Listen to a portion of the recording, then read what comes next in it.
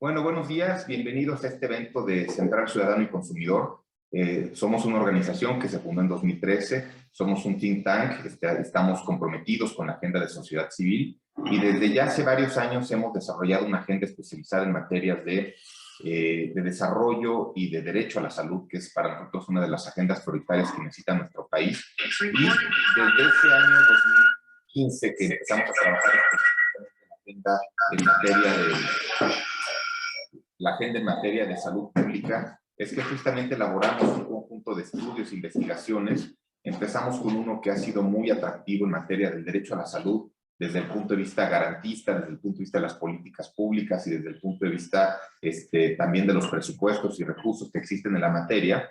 Y posteriormente nos hemos ido especializando en diferentes tópicos de salud pública ya mucho más especializados. Hemos hecho trabajos, por ejemplo, relacionados con enfermedades como la artritis reumatoide, hemos hecho análisis e investigaciones especializados con el tema de paciente estable, que es uno de los conceptos que vamos a estar también platicando a lo largo de los próximos minutos.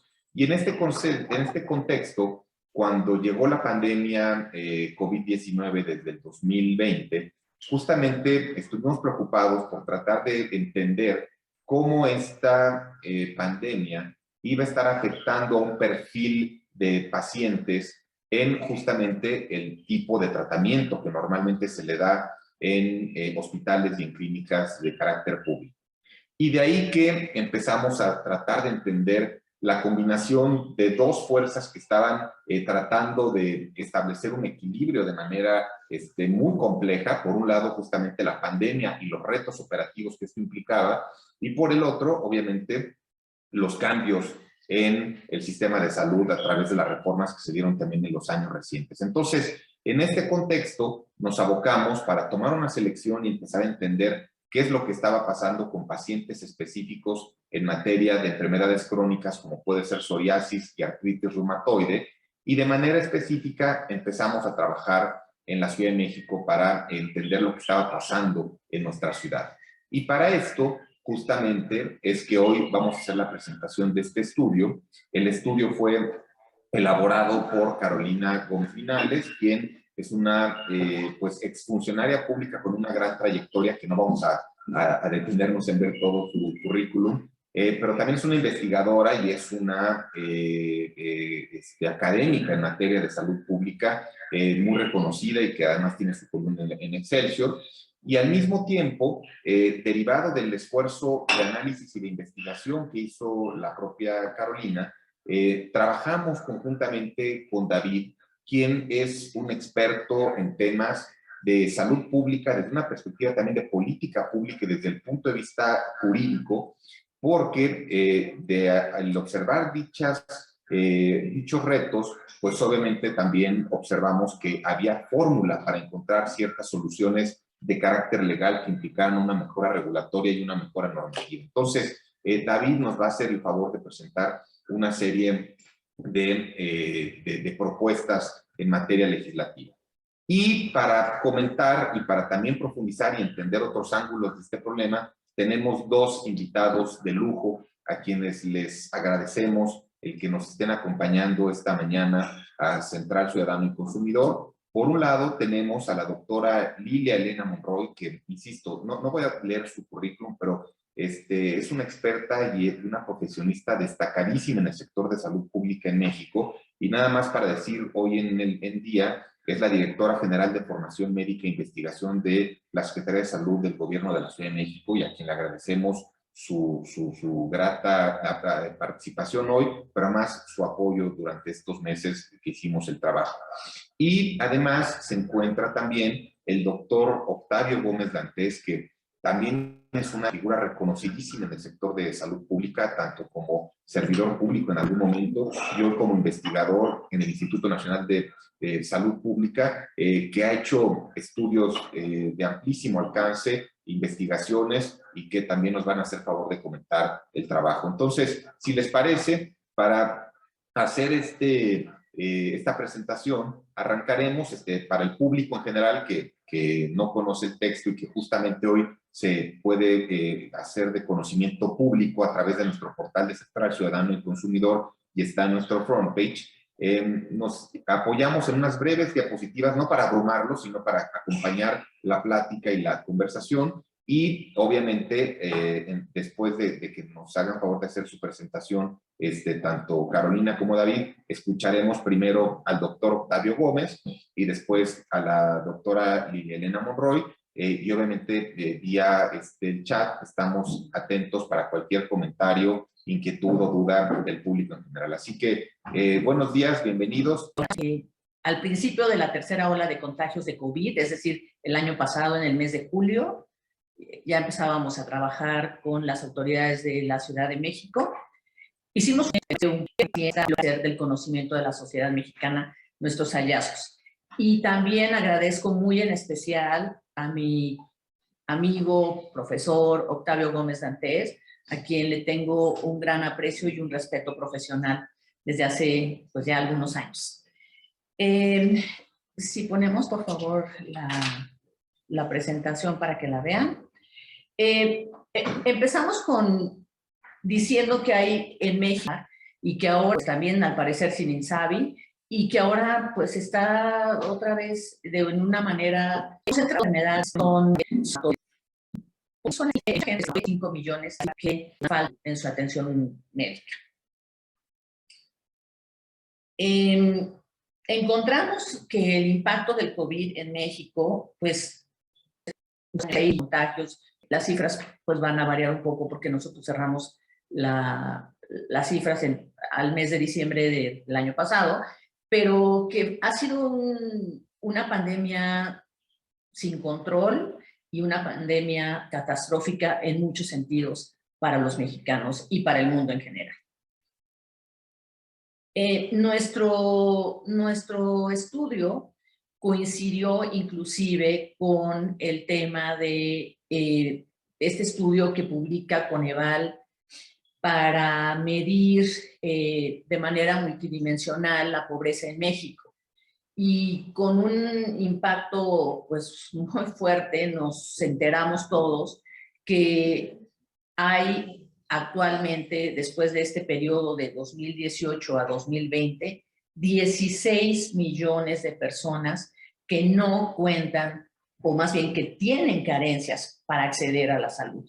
Y que además eso les ha representado un gasto de bolsillo, un empobrecimiento por atender su salud.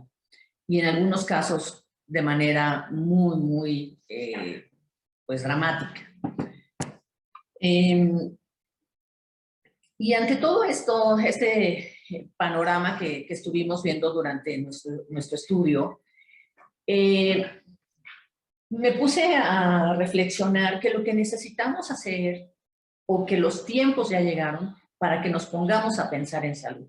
Llevamos, como decía yo, más de 2 años de hablando de enfermedad y muerte, y este es el momento de que propongamos a la sociedad y a los tomadores de decisión, si es que nos quieren escuchar, porque últimamente hemos visto que sus decisiones han estado tomadas pues bajo total, digamos, con poca empatía hacia la sociedad. Y estamos convencidos de que el sistema de salud pública en México requiere, pues, de acciones fundamentadas en la prevención. De las 10 causas de muerte que se registraron por el INEGI el año pasado, solo si quitáramos COVID, que fue la segunda causa, todas las demás, sin temor a equivocarme, pueden ser prevenibles y atendidas de una manera, pues, práctica. Y lamentablemente lo que ocurrió fue que, pues, en realidad dejamos de atender tanto el primer nivel de atención como era como la medida básica y por excelencia en salud pública, que son las vacunas. Vimos que pues ni siquiera las del esquema normal tuvieron esta cobertura necesaria. Y en el caso de las que tenían que ver con COVID y sus enfermedades crónicas, pues obligaron al sistema de salud a concentrarse exclusivamente en la atención de esos enfermos y de esos pacientes, y posponiendo en detrimento de la salud de otros su salud. Entonces, yo creo que sí necesitamos un nuevo modelo de atención y que, pues como decía yo, debe estar fundamentado en todos estos antecedentes que ya conocemos, que sí han funcionado y otros que, pues que debemos ir trabajando con otros conceptos y y aprovechando inclusive la tecnología para alcanzar a ello.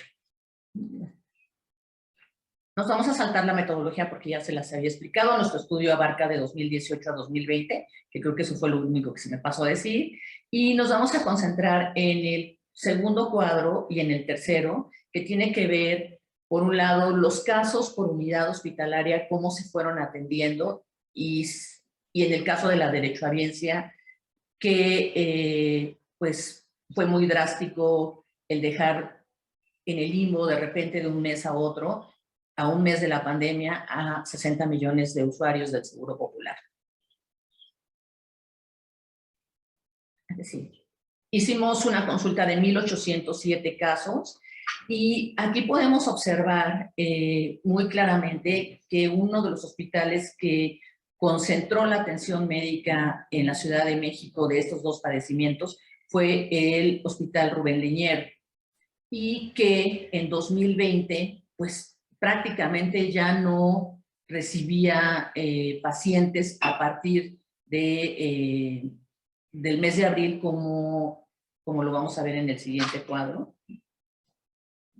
Ah, no, ese es el de la derecha. Perdón, en el anterior. Ahí. Bueno. Ajá, perdón. Esos son los casos por mes. Y aquí es muy notable que a partir de que se decretó la jornada de sana distancia y que nos tuvimos que quedar en nuestras casas, es obvio cómo fue en la mayoría de los casos, pues no se otorgó ninguna consulta externa en los hospitales de la Ciudad de México por ninguno de los dos padecimientos. Y esto, pues, confirma nuestra hipótesis de que hubo, evidentemente, un rezago para darle seguimiento a estos pacientes en sus tratamientos y sus medicamentos. Y para terminar, pues sería este cuadro que les decía yo, que es el de la derechohabiencia, y poder dar la palabra a David para obviar y pues, escucharlos a todos ustedes más que a nosotros. El estudio va a estar a la disposición de todos y todas. Y comentaba yo que mientras en 2018 todo el mundo tenía muy claro, y 2019 todavía, que formaba parte del Seguro Popular, en 2020, en tanto que se escaseó la posibilidad de acudir a la consulta externa, también la gente ya no respondía con esa exactitud cuál era su derechohabiencia. Y llama la atención quizá que no hubieran presentado de algunas otras instituciones, pero pues eso fue lo que nosotros encontramos, y que pues sí es un tema que nos causa pues preocupación, porque una cosa es que tengamos derecho a la salud y otra que tengamos acceso a ella. Y pues por mi parte les agradezco pues que se hayan tomado la molestia de acompañarnos, y quedamos a sus órdenes para las preguntas en la siguiente ronda. Muchas gracias. Gracias, Caro. Y ahora escuchamos a David para que nos haga la serie de conclusiones que se obtienen desde el punto de vista de los retos institucionales y al revés, las propuestas de mejora que se están recomendando. David, muchas gracias. Buenos días a todos y muchas gracias por acompañarnos en esta mañana. El estudio que se realizó en Central con la coordinación de Carolina arroja unas conclusiones muy importantes, ¿no? En primer lugar, el cambio o el impacto que ha tenido la transformación del Seguro Popular y la creación del INSABI y las decisiones en materia de salud que se han ido tomando en los meses últimos. Por otro lado, que esta transformación en la proveeduría de servicios de salud a la población se dio en un contexto también bastante complejo, como fue la aparición de la pandemia causada por el virus SARS-CoV-2, y por último, que la reconversión hospitalaria nos tomó también por sorpresa porque quizás no contamos con los elementos para continuar con la prestación de servicios que se requerían para otros padecimientos, en particular los padecimientos crónico-degenerativos. Y a partir de este análisis de las conclusiones que nos arrojó el estudio coordinado por Carolina, pudimos observar la necesidad de generar una propuesta y de generar un mecanismo para que cuando esto vuelva a suceder, porque es muy probable que va a volver a suceder, las epidemias, ustedes saben, son un fenómeno que se va repitiendo con el paso de los años, pues que no nos tome desprevenidos. Y las recomendaciones generales que se desprenden de este estudio y que después las hemos trasladado a propuestas muy particulares en el ámbito de los tomadores de decisión y del Congreso de la Unión, son fortalecer el primer nivel de atención, desde luego medir el impacto que tiene la escasez de medicamentos en nuestro país, pero además fortalecer la coordinación sectorial del INSABI, ¿no? Esto tendrá además un tema de relevancia en los meses que vienen por el muy reciente anuncio de la federalización del sistema de salud. Y por un punto cuarto, también muy importante, el tema de la salud digital. ¿Qué mecanismos podemos implementar y que podemos ir desarrollando desde el ámbito normativo para garantizar la continuidad de la atención, pero ya aprovechando el impacto y los beneficios de las herramientas tecnológicas con las que hoy contamos? En ese sentido, desarrollamos unas propuestas partiendo de 3 principios generales. Y estos 3 principios generales toman como base el derecho a la protección de la salud.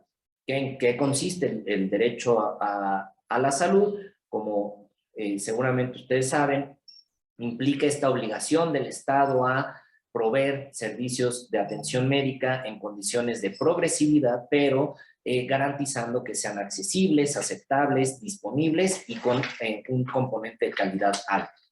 Y a partir del contenido del derecho a la salud, desprendemos 3 grandes principios. Garantizar, por un lado, la atención médica, la continuidad de la atención médica en un contexto ya sea de una pandemia como la que estamos viviendo o en condiciones de fenómenos naturales u otras condiciones que pudieran comprometer su continuidad, poniendo en el centro al paciente. ¿Y a qué paciente es al que tenemos que poner en el centro? El estudio analiza únicamente 2 padecimientos, pero esto puede traspolarse a otros padecimientos crónico-degenerativos. Y ahí es muy importante el concepto del paciente estable. Tenemos que poner al centro al paciente dentro de nuestro modelo de atención médica. ¿Y esto qué significa? Garantizar y que el Estado garantice que aquellas personas que están recibiendo un tratamiento indicado por su médico lo sigan recibiendo de manera continua y que esto no se cambie derivado de algún tema de escasez o de cambios administrativos, etc. Y por último, atender a las necesidades de las personas y del propio sistema. Y aquí creo que es algo muy importante porque el estudio no hubiera sido posible sin la apertura de las autoridades que facilitaron la información con la que se elaboró. Y esto es un círculo virtuoso. A partir de esta información se puede generar se pueden arrojar algunas conclusiones y esto permitirá mejorar también nuestro sistema de salud. Y las propuestas son 4. Estas propuestas implicarían cambios normativos tanto en la Ley General de Salud como en las disposiciones administrativas. Y el primero es lo que mencionaba, poner en el centro al paciente. ¿Y a qué paciente? Al paciente estable, a este paciente que recibe un tratamiento y que ese tratamiento le genera un beneficio específico y que ha mostrado alguna mejoría y que este tratamiento no se cambie por alguna razón que no obedezca a razones médicas.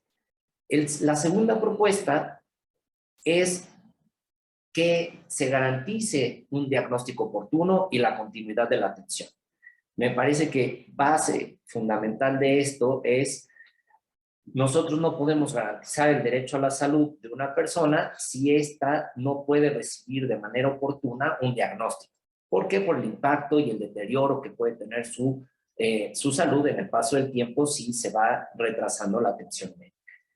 En tercer lugar, la propuesta es generar las condiciones económicas a través de un fondo para evitar el gasto de bolsillo.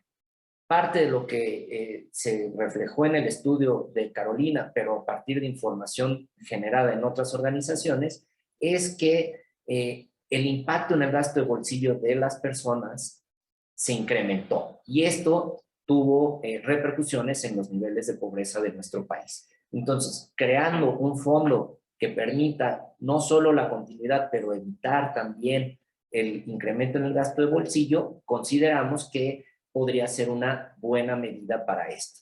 Y finalmente, algo muy importante para el fortalecimiento del Sistema Nacional de Salud es contar con información.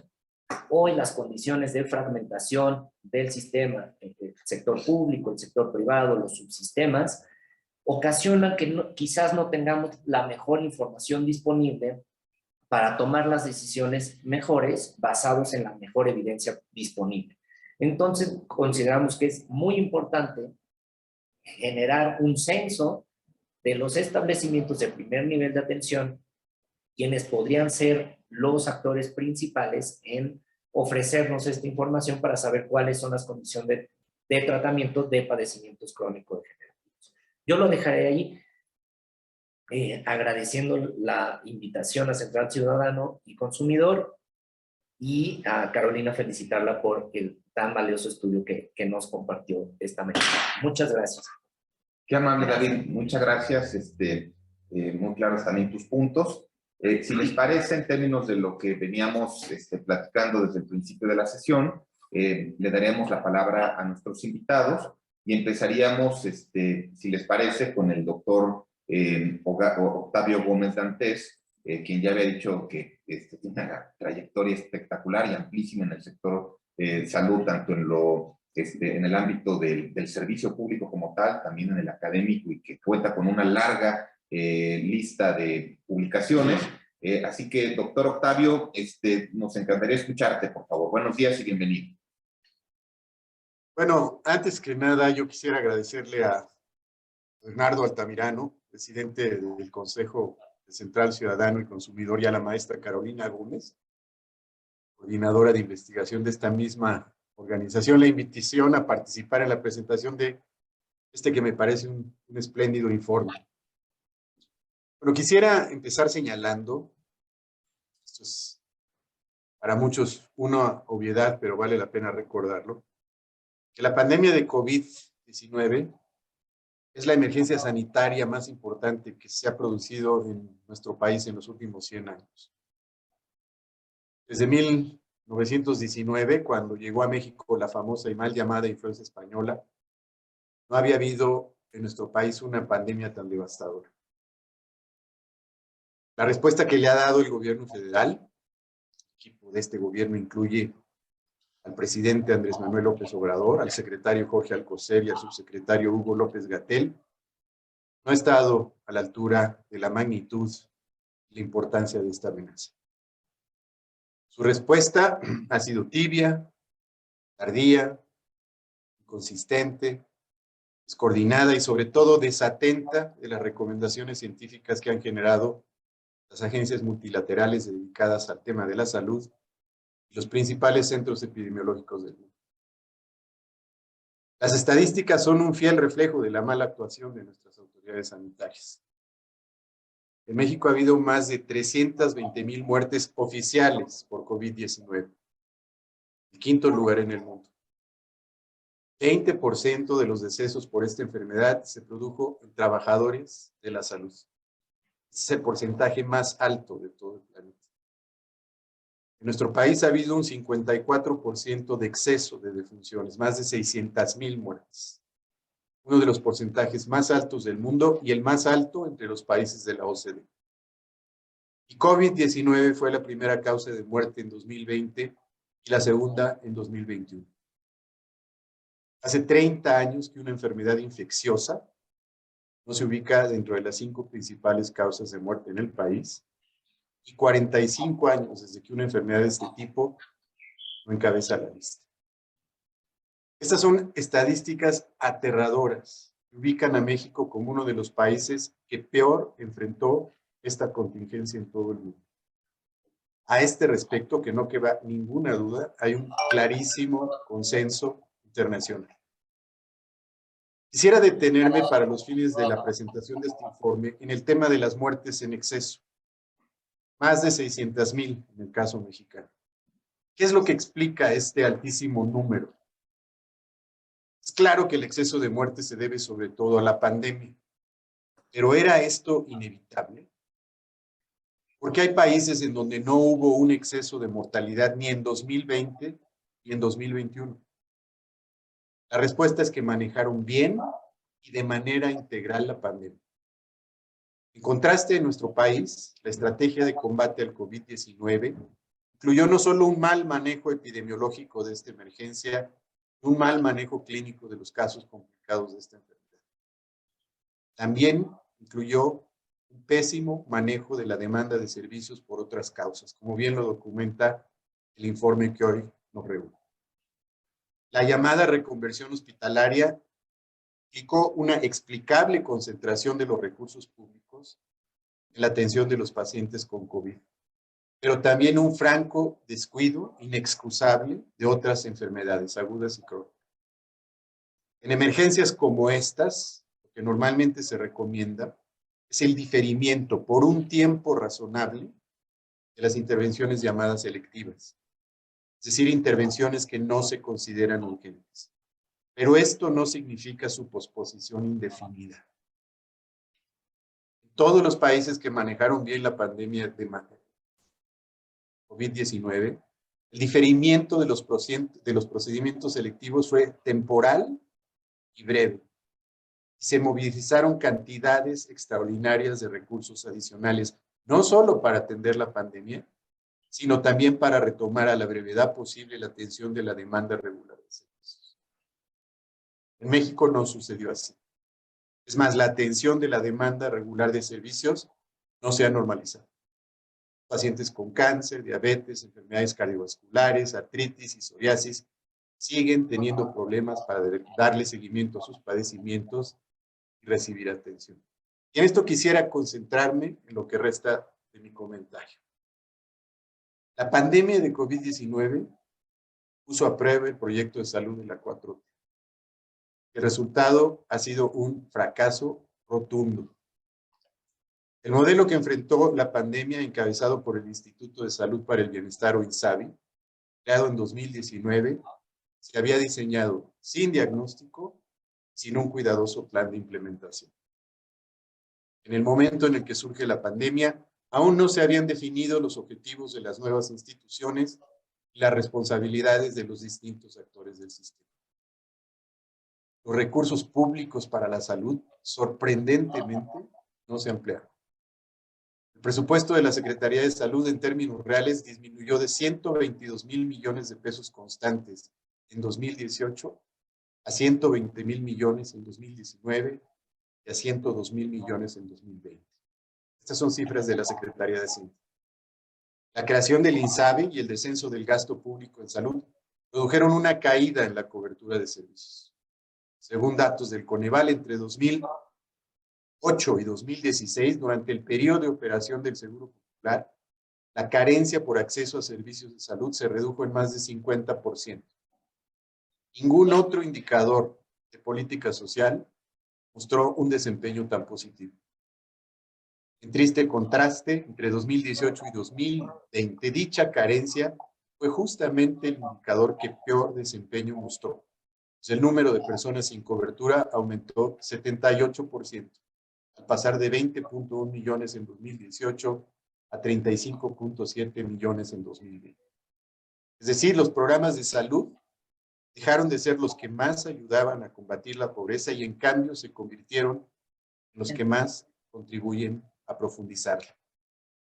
Durante este mismo lapso se registró un incremento inusitado de 40% en el gasto promedio en salud de las familias, como también señala el informe. En los últimos 3 años también ha habido un grave deterioro de nuestras instituciones públicas de salud. Destaca en este sentido la contratación de personal sobre criterios de afinidad ideológica, que ha mermado la capacidad técnica y gerencial de nuestras instituciones. Las consecuencias más ominosas para la población derivan, como señaló Carolina, del deterioro del programa de vacunación universal, que ha generado un retroceso de décadas en el control de infecciones comunes como el sarampión, y la destrucción del sistema de compras consolidadas de medicamentos, que ha dado lugar a manifestaciones públicas de desesperación. Lo más grave es el impacto de las decisiones de política sobre las condiciones de salud de la población. Se expresan, entre otras cosas, en una mala atención de las enfermedades crónicas, como le demuestra el informe de Central Ciudadano y Consumidor. Todo esto ha generado 3 riesgos principales en México. 1, un mayor riesgo de muerte, que ya se expresa en la primera reducción generalizada de la esperanza de vida en un siglo. La esperanza de vida en este país se redujo. 2, un incremento de la desigualdad social, porque el deterioro del sistema ha afectado sobre todo a los más pobres. Y 3, un mayor riesgo de gastos catastróficos y empobrecedores, producto del descenso de los niveles de protección social en salud, también documenta el informe. Quisiera concluir señalando que a menos que esté dispuesto a cambiar de rumbo, algo que se antoja improbable, el gobierno actual va en camino de pasar a la historia como el que provocó el mayor retroceso en materia de salud del que se tenga memoria. Muchas gracias. Qué amable, doctor Octavio, y muchísimas gracias por la reflexión tan importante y tan profunda, y tocando tanto los temas que bien planteó Caro en su investigación y las propuestas de David, como muchos otros ángulos importantes que hay que tener en cuenta para entender lo que ha atravesado nuestro sistema de salud en los últimos 3 años aproximadamente. Gracias, doctor.